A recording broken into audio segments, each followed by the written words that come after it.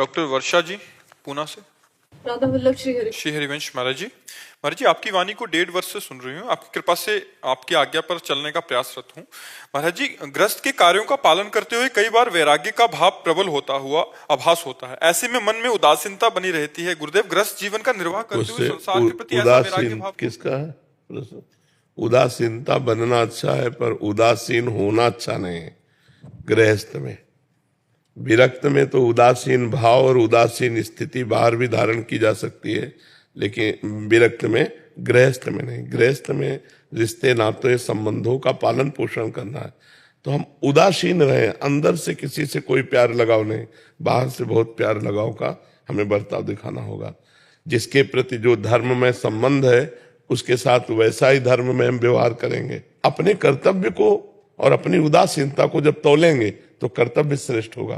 तुम हाथ से बोले बहुमान दे, बहुत प्यार से व्यवहार करेंगे, किसी से प्यार नहीं। वाह, बहुत सुंदर भोजन बना, लेकिन कोई स्वाद हम नहीं ले रहे। आओ आओ, बहुत दिनों बाद मिले, ऐसा लगा कि प्राण मिल गए। हमारा कोई खुशी नहीं, लेकिन व्यवहार है। हम व्यवहार में दरिद्रता क्यों बर्ताव करें?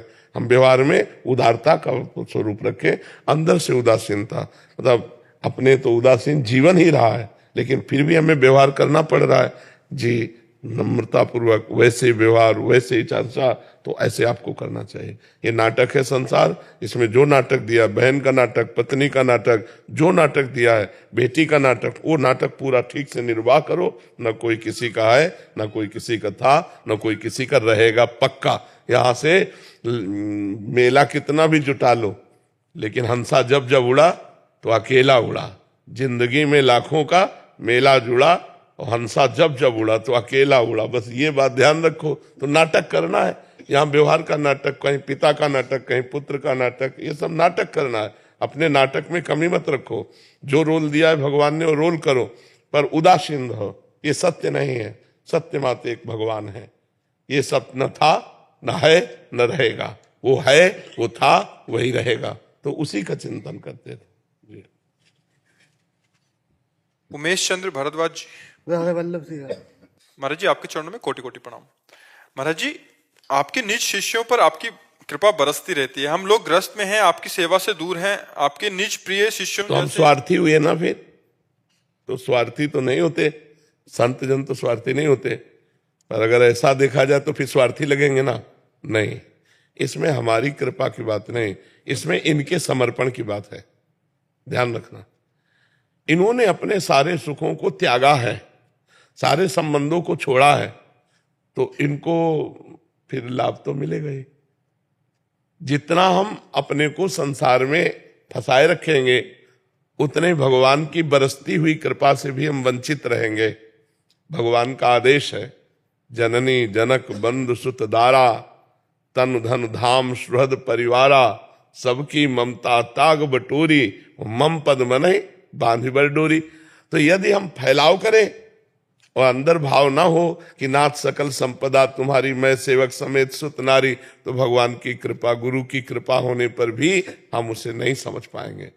क्योंकि इसमें हमारी दृष्टि केवल गुरु पर हो, उनकी कृपा पर हो, तो हम घर में भी रहते हुए जान पाएंगे कि गुरु जी की कृपा आ रही है। हमारी दृष्टि बहुत जगह फैली हुई है, उसको समेटना होगा। अब इन लोगों ने समेट दिया कि एक केवल हम ही हैं इनके।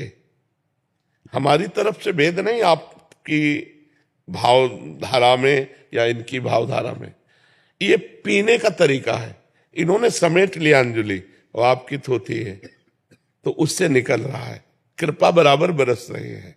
तो ये हमें देखना होगा कि हम सामने न देख करके अपने में देखें। हम नहीं जानते कौन कौन हमारे शिष्य हैं और कौन कौन हमारे शिष्य नहीं हैं। कभी हमारी दृष्टि में ये भेद नहीं होगा शिष्य या अशिष्य का। अगर अधिकारी है तो शिष्य से ज्यादा बिना शिष्य बने वाला माल लूट ले जाएगा।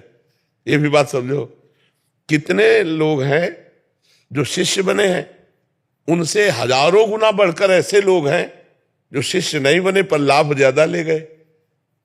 तो अगर हम केवल शिष्यों को ही देते होते या संबंध को ही देते होते तो भी बात थी। यहां तो खुला बरस रहा है, पीने वाला का अंजुली कितनी पक्की है, बस ये बात है। शिष्य बनो ना बनो, अंजलि तुम्हारी पक्की है, तो जो पिलाया जा रहा है वो अपने आप जाकर के अंदर निर्विकारता, सद्भावना, अध्यात्म की उन्नति, लौकिक उन्नति, ये सब पैदा कर देगी। तो हमको ये देखना है कि गुरु जी हमें बहुत प्यार करते हैं और गुरु जी हमें सबसे ज्यादा प्यार करते हैं।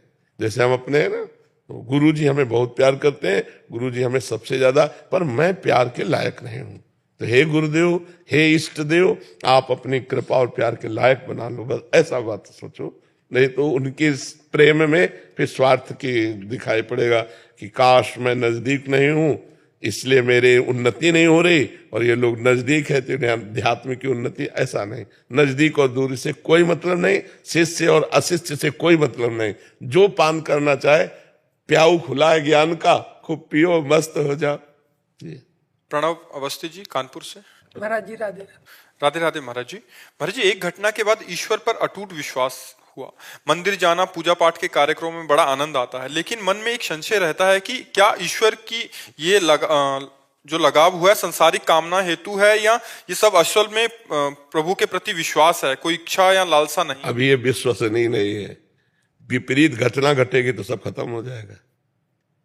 अनुकूल घटना घटी तो हमारी श्रद्धा बढ़ी, और विपरीत घटना घट जाएगी जब तुम्हारी चाह के विपरीत, तो तुम्हारी अश्रद्धा हो जाएगी कि यार इन घटनाओं से नहीं जुड़ना, सत्य ज्ञान पूर्वक जुटो। चाहे जितनी विपत्ति आवे, चाहे जितनी हमारी कामनाएं नष्ट हो जाएं, हे प्रभु मैं आपको नहीं छोड़ूंगा।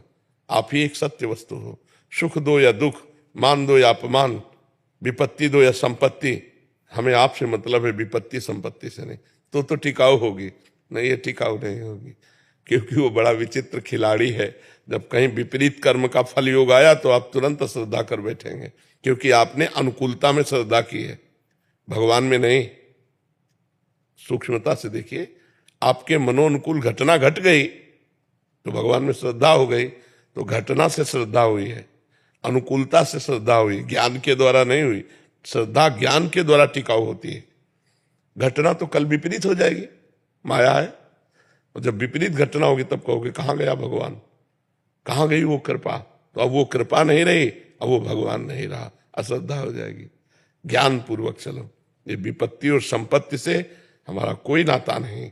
विपत्ति आएगी तो जय श्री हरि बोलेंगे, संपत्ति आएगी तो जय श्री हरि बोलेंगे, तब तो चल पाओगे, नहीं तो फिर गड़बड़ हो जाएगा। चिराग जी पानीपत से। राधे राधे महाराज जी, आपके चरणों में कोटि कोटि प्रणाम।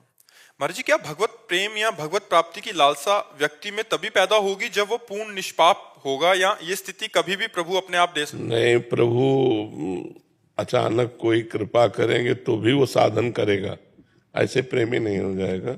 वो भजन करेगा, भगवान का नाम गुण कीर्तन चिंतन करेगा, उसके प्रभाव से निष्पाप।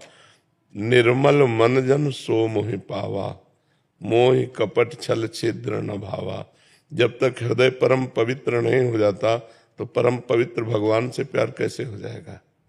देखो, कुछ आचरण सुधरे तब तो भगवान के भक्तों के समीप जाने की हिम्मत आई, मन बना। नहीं, यहां आ भी नहीं सकते आप, आने का मन ही नहीं होगा आपको। अगर आने की इच्छा उत्पन्न हुई तो समझो हृदय पवित्र हो रहा है, और भगवान के मिलन की इच्छा हुई तो समझो हृदय परम पवित्र हो रहा है। अगर पापी पुरुष है तो भगवान का भजन, भक्तों का संग अच्छा ही नहीं लगेगा। जो पे दुष्ट हृदय सोई होई, मोरे सन्मुख आव किसोई।